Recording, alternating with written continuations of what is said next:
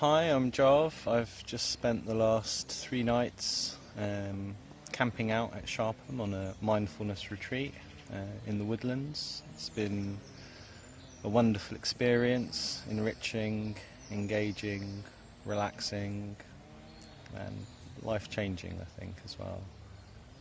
My connection with the space here and the earth and the plants and my knowledge of the plants and of meditation practice, they've all kind of grown.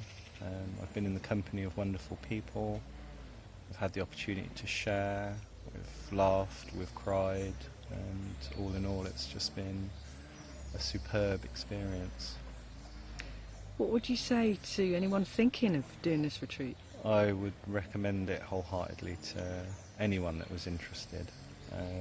It is just such a wonderful opportunity. It's a wonderful space. It's such a beautiful setting. The facilitators have been just amazing. Their knowledge and their kind of care and the way that they've held the group has just been amazing. It's wonderful food. I just can't recommend it enough, really.